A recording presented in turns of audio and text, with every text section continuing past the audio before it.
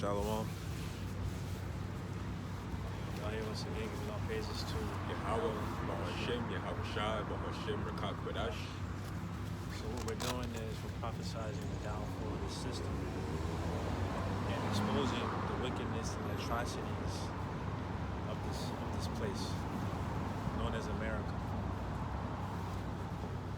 And all the tragedies and injustices that we've had to endure. I was meditating on it earlier today. It's like, we won't have peace until America is completely eradicated. That's when we'll know world peace. As long as America's still here, we're gonna be in this state. Because America is really the plague of the earth. It really defiled the entire planet with its philosophies and just its way of thinking. The whole Western way of thinking is just destructive. You have people having full-out conversations, going on podcasts, having 3-hour conversations on something that's so simple. But again, that's only here in America you have that. You don't have people out in the East having discussions on if it's okay for a man to have more than one woman, or a woman being in order. Like, this is just, that's why America just has to be completely eradicated.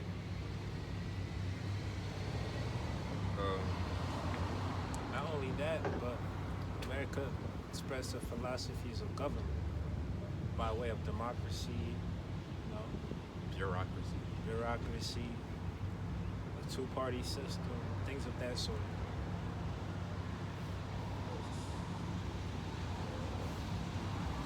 Got a precept.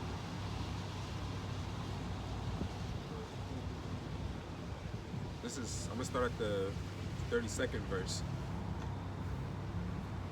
31st verse. This is 1 Corinthians 14 and 31. It says, "For ye may all prophesy one by one, that all may learn and all may be comforted. And the spirit of the prophets are subject to the prophets." The spirit of the prophets is subject to the prophets. Meaning that you're always going to have the prophets coming back in different lifetimes. It says for the same spirit, but just a new body. It says, "For the Most High is not the author of confusion, but of peace, as in all churches of the saints." So that lets you know, Jesus might be okay with the bullshit that goes on here, but Yahushua isn't going for it. Your fake ass Jesus that you guys worship, Caesar goes here. yeah, he might have no problem with the way shit is over here, but Yahushua, when he returns, he's coming to put an end to it all. Yeah, like, I always say this, like, what do you people think the whole point of Yahushua coming back is? You think he's just gonna come over here and he's just gonna be laughing and singing and just be buddy with everybody? Come on. The ways of this world is contrary to the ways of the Bible. Like, we're really not supposed to be living like this. We're tired of living life like this. You know what I'm saying? I got it. So, 1 Peter 2 and 19.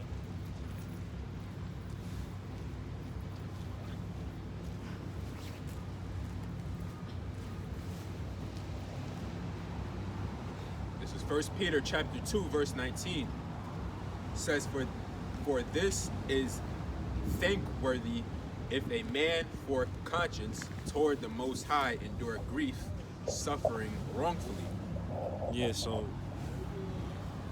we're supposed to endure in the way that we living right now, if you even want to call it living. Right, surviving. Yeah, we're suffering, all right? So we're enduring to the end. Says, Read it again. 1 Peter 2 and 19. I'm sorry, at the 18th verse. It says, "Servants, be subject to your masters with all fear, not only to the good and gentle, but also to the froward. For this is thankworthy if a man for conscience toward the Most High endure grief, suffering wrongfully. For what glory is it if when ye be buffeted for your faults, ye shall take it patiently?" Yeah, because it's going to be a more rewarding feeling when we make it into the kingdom, after we made it through all the hellfire and tribulations that we make it through in this world. Right. Assuming we're of the elect. Yeah, it's the purging process. It says, for what glory is it if when ye be buffeted for your faults, ye shall take it patiently? Because when we come into the kingdom, we're going to have a clean slate. All of our sins are going to be forgiven. We're going to get new bodies, therefore we're no longer going to sin. That's the new covenant for you. It says, but if when ye do well and suffer for it, ye take it patiently, this is acceptable with the Most High. Because really, like, especially on the internet, because you get to see just, that's the thing with the internet. You could be in New York and you know what somebody in Houston, Texas, and Atlanta are doing. Complete wickedness. We're literally watching the degradation of a generation. These people just ain't right. Like, even like with and then if you go to a different state, sometimes it's like a different world. Right. Different culture in a way. You had that so-called Valentine's Day yesterday. So, you know, you had people, especially the women, posting on the internet. And it's just like, you scroll, right? And these women, like, they look good, but they're just complete hoes, man. It's like, what are you going to do with that here in this society? All you can do is have fun with that. That's nothing to invest your time and energy into. That's why we need Yahweh Shai back. He's coming to make the crooked thing straight. Yeah, a relationship with a woman nowadays will never be the way that you want it to be. Ever. She still hung up on the nigga that was before you. Yeah. 5 niggas back. That, and also, you gotta think about the economics. You know what I'm saying? That plays you a reach big a certain age or a certain point in life, a woman's gonna be looking for a man that's like more established, that has a career or that has good income just to support a family. Especially now more so than ever, because you see the cost of living crisis going on. Yeah. Because these women, really everybody, they're feeling the pinch. You know, times is hard. People don't got it like that. 2 is better than 1 now. Right. So, as I've said before, this is the combined increments era. Combined incomes. So, if you want to deal with a chick and you want to like really build with her and stay with her long term, you have to figure out, it's like, can I really see myself with this woman long term? That's how bad it is trying to get these women nowadays.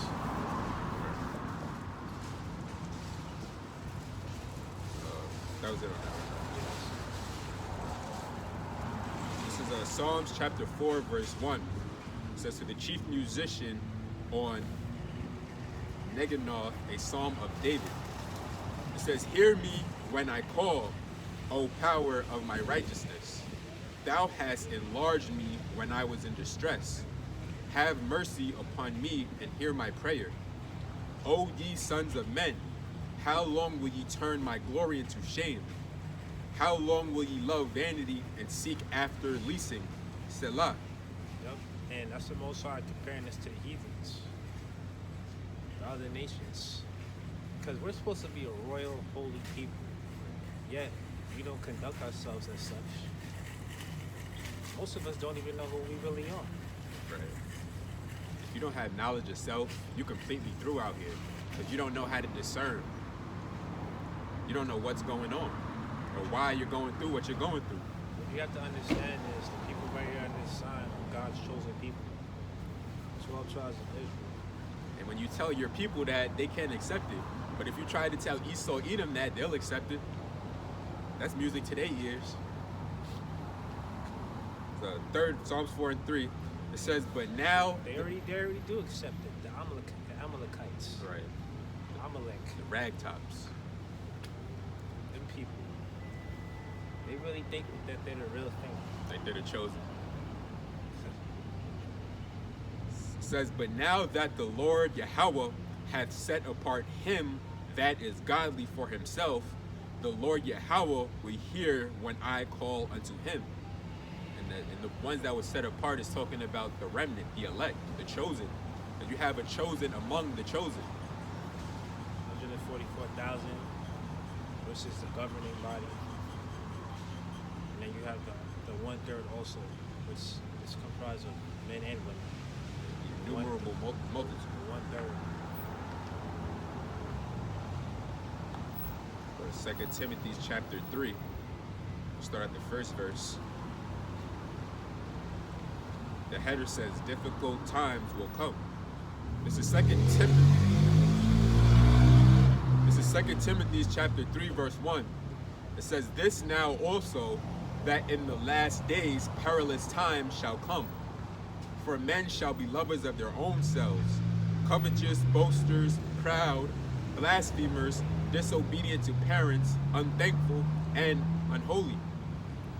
It says, "Without natural affection, truce breakers, false accusers, incontinent, fierce, despisers of those that are good, traitors, heady, high-minded, lovers of pleasure more than lovers of the Most High, having a form of godliness, but denying the power thereof. From such turn away. For of this sort are they which creep into houses and lead captive silly women laden with sin, led away with diverse lusts, ever learning and never able to come to the knowledge of the truth." Yeah, ever learning. Because our people, they know one thing. They know that they want to have money and they want to be successful in life. Right. But what they don't understand is that there's a pyramid to life. You're always gonna have people at the top, even in the middle, definitely at the bottom. Right. And then you got people like ever learning. Yeah, they're learning a bunch of stuff that's not gonna benefit them in the end. How is turning Muslim gonna help you in the perilous times? Yeah. Calling on Allah. Yeah, like you got dudes that want to go to college, Right. especially women, and they want to get a higher education in order to earn more money. But it's like, that's going to be futile when it's all said and done. Because the way things is looking, the economy, I mean, we're really in a recession. They just don't want to announce it. You know what I'm saying? Right. And then you seen what Trump did. Just him pump faking alone on the tariffs. You seen what it did to the economy, especially over there in Canada. You know what I'm saying? Did you hear about how the Canadian dollar is pretty much going negative? It's collapsing. Google it. Hey, really? Yeah. Heard this about a week or two ago. Because I know the Canadian dollar, when you convert it, it's worth more. It's more than the American dollar. I mean, yeah, the U.S. dollar.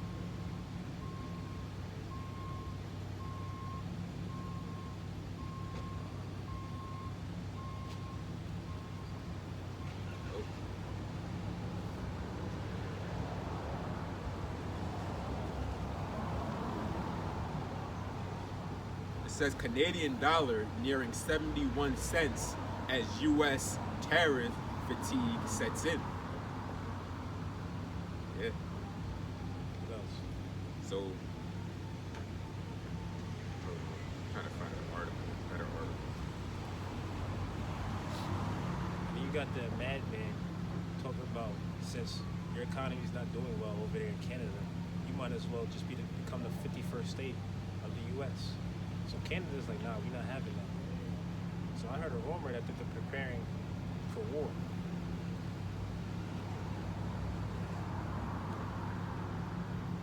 Says Canadian dollar nearing 71 cents as U.S. tariff fatigue sets in. Says tariff premium that U.S. dollar enjoyed is slowly disappearing, analysts say. Says the Canadian dollar continued to climb on Friday after closing above 70 cents U.S. on Thursday for the first time since December, as its counterpart in the United States slid on tariff fatigue. Okay.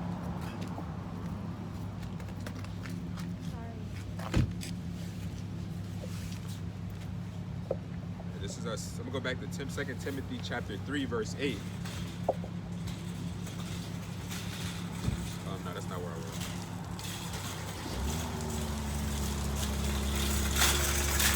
Yeah, 7th verse. In 2 Timothy chapter 3, verse 7. It says, ever learning and never able to come to the knowledge of the truth. Now as Jannes and Jambres withstood Moses, so do these also resist the truth. Men of corrupt minds reprobate concerning the faith, but they shall proceed no further, for their folly shall be manifested unto all men, as theirs also was. That's it on that. Got a precept? Yeah, so our people, they're willing to learn everything under the sun, everything on this earth, besides the fact that they're Israelites. Right. They don't want to accept that. Because they want relief now. Like you said last week, this truth and this knowledge of the truth, it pays dividends. You know, you get the reward on the back end. That's the thing with Jake. They want everything right now. If you can't get it right now, it's like, what good is it to me? Exactly. I can't do nothing with this. Well, how does this help my situation now? I'm living paycheck to paycheck. Oh, I just got laid off from my job. I could barely afford to pay my rent. Me and my woman are going through it. We might break up. You know what I'm saying? It's like if it's not one thing, it's another in this society. Or in this world, rather. But now people are finding out that it's really a better way of life living overseas. Right. Because if you get land, let's say like in Puerto Rico, or like Brazil or Colombia, you don't even have to pay property taxes. Right. The Bahamas. Yeah. Places like that. Yeah. But I'm also hearing now that people are trying to go back to the islands. They're trying to go back to their countries. Because you know how people come here to make money, so I guess when they make a certain amount of money and they get a feel for what it's like to live the American lifestyle, they come to the conclusion that it's a better way of life living in their native country.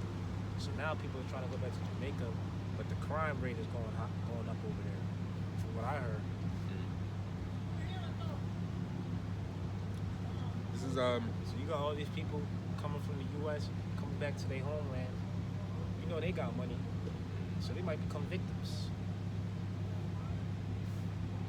Yeah, certain places they go down like that. You'll have a whole militia just take over a whole city, like in Haiti. The militia will just run through and take over your whole city, take out your family and all that. Yeah. So I mean, if you can get a good situation going overseas, then you know that's a good thing. Shit, if you're not going to take heed to the truth and try and get right, that's your best bet. Unless you want to get burned up. Yeah, but as for us, you know, we stand 10 toes down in America, testing our faith. Right. We put all our eggs in one basket. This is Romans chapter 8, verse 5. It says, "For they that are after the flesh do mind the things of the flesh." But I will say this. I tell people this a lot. I'm like, yo, if I was you, and that's if, I would leave America. it just makes sense. Especially if you're bilingual and you speak the native language. It's like, make your money over here and just go move to another country. Because what's keeping you over here? Jordans, convenience, basketball. All right. It can't be the women. This faith is what really keeps us grounded. And if you don't got that, you really don't got nothing. So you may as well take your ass back where you came from. Exactly. Because America's played out, man. I'm sick of this shit, bro. It's like a constant loop. Your life is just a rut. Like, we never believed in the American dream, but you have others that do. And they finding out that it's a nightmare. It's a fallacy. You can't lie to yourself no more. Because you telling me this is a normal way to live? Right. Living paycheck to paycheck, you gotta get 2 jobs, 3 jobs. You're lucky if you get one job that pays you enough to live on. Right. Especially considering how everybody's getting laid off left and right from these big major companies like Meta, Google, Apple, Amazon. And then now it's coming out how Amazon, they're using contract employees, which is a loophole for them not having to pay them for, like, you know, health Benefits and all that. benefits, healthcare coverage and all that type of stuff, PTO. Right. And then on top of that, they're paying them like next to nothing per hour. Meanwhile, Amazon's the largest company in the world. Yeah. It's what they call it, gig work. It's not a real job. It's just something to get you by. But that's Well, they're saying now that gig work is becoming the main thing, like more and more popular. I bet. So people are doing like Uber, you know, deliveries and stuff like that. They're not doing it because they want to do it. They're doing it because they have to do it. Yeah. Trying And to then make people, ends meet. and then people was like, yo, what's the point of being confined to a 9-to-5 schedule when at the end of the week or at the end of the second week or whatever. Some people get paid every 2 weeks. Pay period. Yeah, your paycheck is weak. It's looking light. Right. Taking taxes out your check before you even get to it. That ain't no way to live. Paying taxes, taxes, and taxes. That's why these Edomites is getting tight. They think that Trump is the savior. He's gonna change all this, but he's not. Why is nobody asking about property taxes and abolishing that? Like, people are just so okay, because it's like when you're just born into something, you think this is just how it's supposed to be. They don't see nothing wrong with this. We get taxed left and right, but yet the health care in this country is expensive as hell, and it's not free. And on top of that, they're giving you food to kill you. You go to the hospital, they're gonna charge you $500 just to see you. Like, that's wicked. Right. You get an aspirin, it's gonna cost you $1,000. Right. $60 for a goddamn aspirin. A $50 copay if you go to the doctor, depending on what your insurance is. It might even be 60. Why is it all these obstacles you gotta jump through just to have a decent way to live in this country? Right. You know what I'm saying? But it's become normalized. That's why Yahweh Shai needs to come just save us out this place. But the profit margins and people's ability to save is becoming more and more slim. So people are waking up to how unsustainable that this system is. It's slavery. That's all it is slavery. I forgot, I was watching one of the brothers' videos. I can't recall who at the moment. But he was breaking it down like how this system is slavery. Having debt and having to go to work. It's like, but now they don't have to pay for room and board and to feed you. You gotta take that burden upon yourself now. So you being a slave and you gotta feed yourself and put shelter over your own head, rather than a slave owner having to do it. So you take the brunt of it all. This is wicked. This is no way to live. That's why we gotta get out of here. And anybody who's okay with how shit is here, you're part of the problem. I gotta be sure. 1 Corinthians 10 and 13.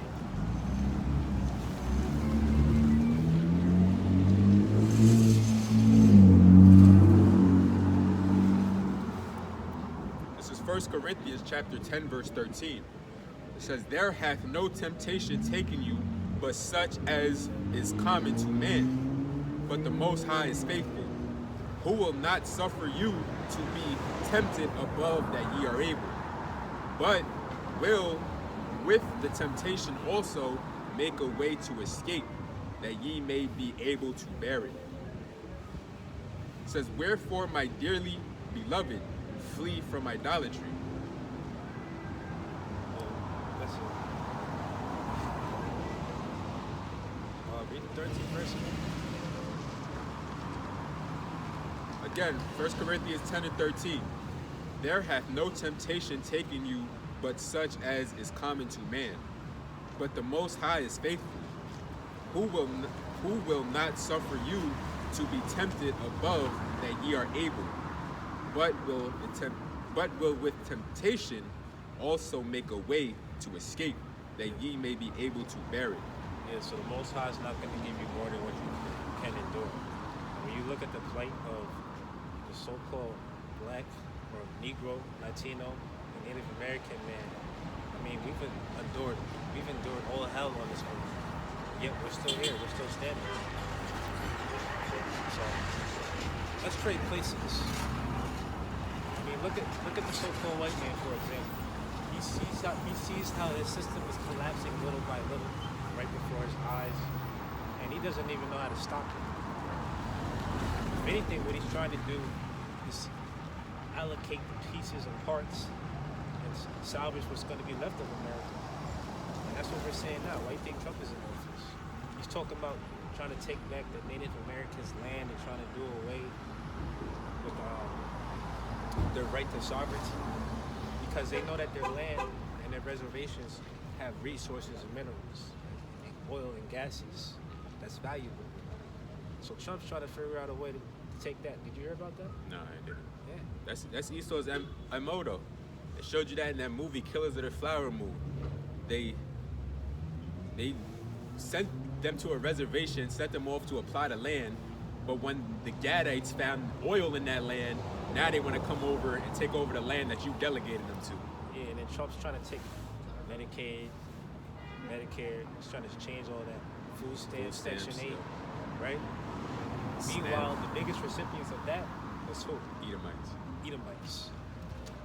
But yet, he'll sit here and tell you, oh, it's the blacks.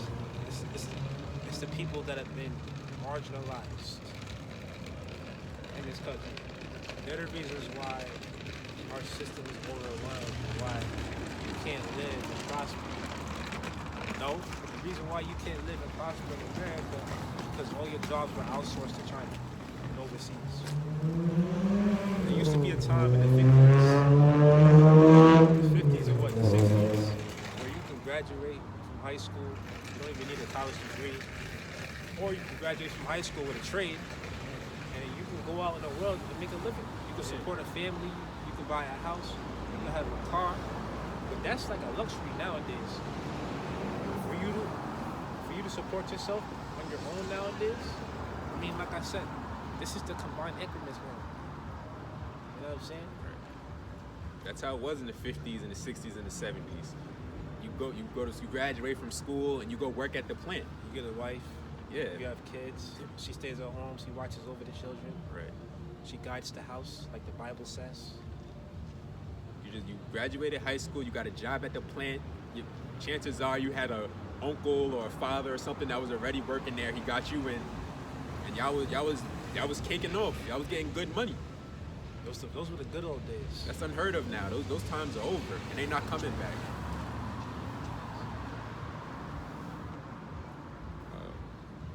You got a preset?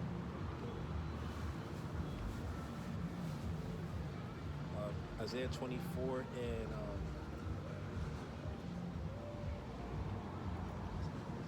24:7.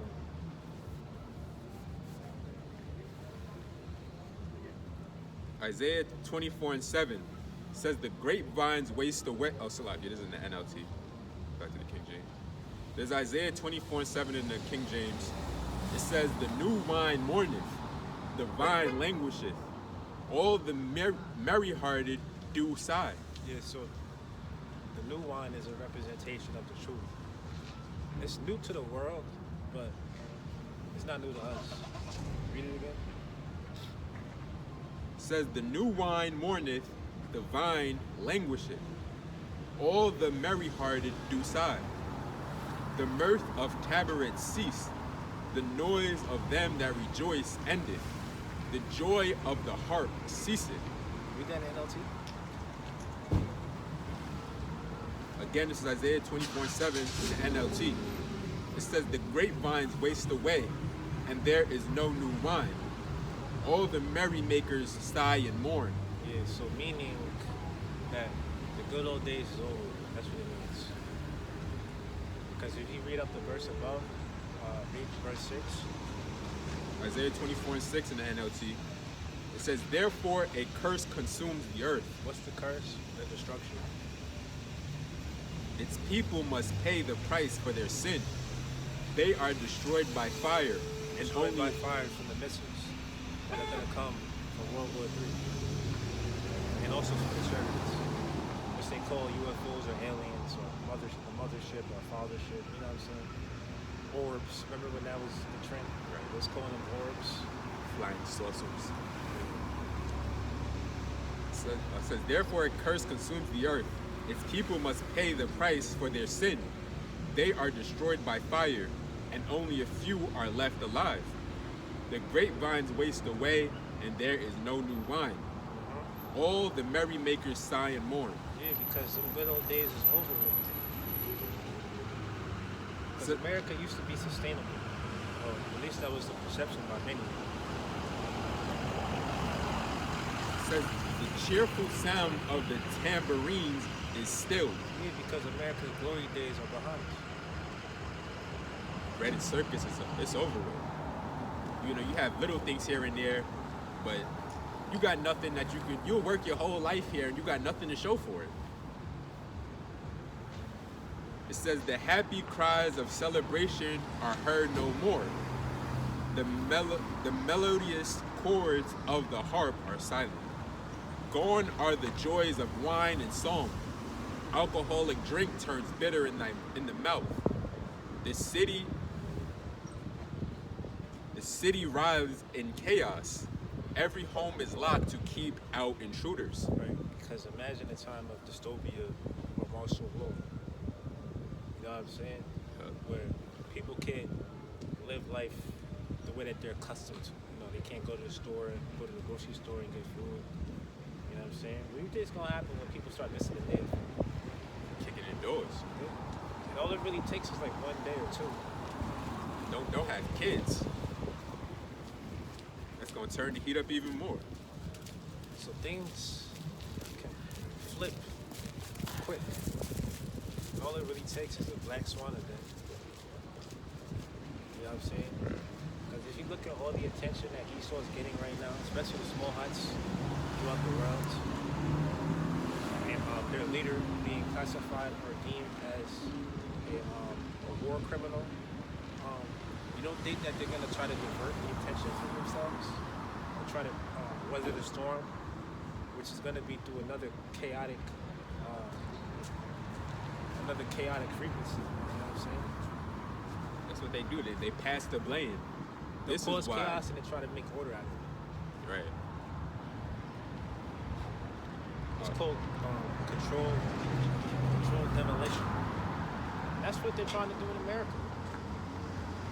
They realize that they can't stop this shit from sinking. So what they're trying to do is just salvage it or try to prolong it. It's not like they haven't done it before. It's gonna happen. They're trying to delay it as long as they can. They're trying to drag it. But it's gonna happen. And now that I come to think of it, this hit me today. This guy Elon Musk, he bought his way into the government with Doge. Yeah. A billionaire bought his way into the government. You people got nothing to say about it. And guess what? I did a video on this a long time ago, maybe 2 years ago. It's called The Last Piece to the Puzzle. And what I was talking about was the brain chip, which is Neuralink, which is what? The MOTB, Revelation 13 and 16. So if this man is in a government office or power, Elon Musk, then that means that he has the next 2 to 4 years to get done what he needs to get done. Right. Because if another president comes into office or another party comes into office, there's no guarantee that they're going to support Elon Musk and his agenda. Exactly.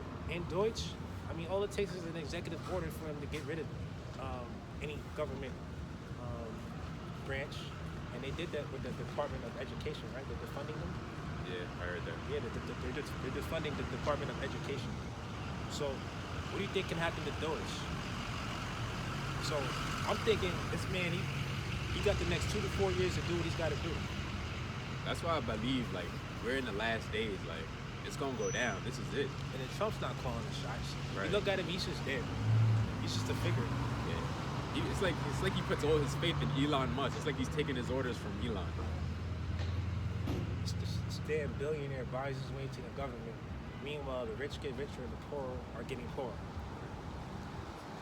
I mean, the world, or this country rather, is due for a shift of power. Right. A renaissance. Because what's linked to that Dogecoin? The blockchain. Mm-hmm. This is Isaiah 24:11 in the NLT. So these are the last days, man. Yeah, I believe it. It says mobs gather in the streets. It says mobs gather in the streets crying out for wine. Joy has turned to gloom. Gladness has been banished from the land. The city is left in ruins. Its gates battered down. It says throughout the earth the story is the same. Yeah, throughout the earth, the story is the same. America's the big bad bully on the block, right? It says only a remnant is left, like the stray olive left on the tree, or the few grapes left on the vine after harvest. Right, but everybody has a time in the sun. And it's the same thing with America. It's going to go down. The sun rises in the east, it sets in the west. It says, but all who... What is America known as? The West. So, That's also parallel to the doomsday clock. Because now they're saying that the doomsday clock is closer to destruction. It's on track. You know? So we're getting close to the end. The time is near. It says, but all who are left shout and sing for joy. Those in the west praise the Lord's majesty. And eastern lands give... Yeah, because when we're up in the sky, assuming we're up the elect, and we're having a bird's eye view of the fire and destruction of this place, which is known as the lake of fire, we're going to be praising Yahweh Bashim Yahweh Shah. We're going to be happy. We're going to have tears of joy coming down our eyes. We're going to be reflecting on all that pain that we had to put in over here, all that enduring. It says, in eastern lands give glory to the Lord. Yep, because we're also going to have the scattered Israelites that are going to be giving praise as well, because they're going to know and understand when they see the second coming of Yahweh. I mean, there's going to be no denying. Won't be a secret. They're like, yo, he's the one.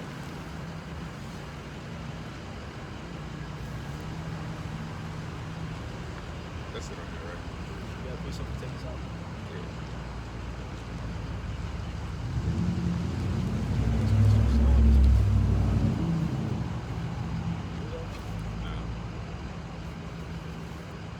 This is Matthew chapter 24, verse 26. I'll stay here in the NLT. It says, so if someone tells you, look, the Messiah is out in the desert, don't bother to go and look. Or look, he is hiding here, don't believe it. For as the lightning flashes in the east and shines to the west, so it will be when the Son of Man comes. Just as the gathering of vultures show there is a carcass nearby, so these signs indicate that the end is near. So when Yahushua makes his return, it's not going to be a secret. Everybody's going to know it. Even in other lands, other countries, people are going to know Yahushua's return when he starts destroying America. Even now, if you're paying attention to the signs, you would know that these are the last days and Yahweh is on his way. Right. They don't teach you that in the Christian church, so y'all don't know what to look for.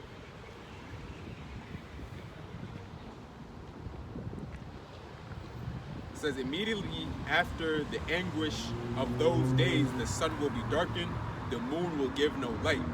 The stars will fall from the sky, and the powers in the heavens will be shaken. And then at last the sign that the Son of Man is coming will appear in the heavens, and there will be deep mourning among all the people of the earth. And they will see the Son of Man coming on the clouds of heaven with power and great glory. Those clouds being the UFO, the fathership. Yeah, because it's going to get ugly too. Don't get it twisted. The outside, he's coming back, he's going to put in damage. It says, and he will send out his angels with the mighty blast of a trumpet, and they will gather his chosen ones from all over the world.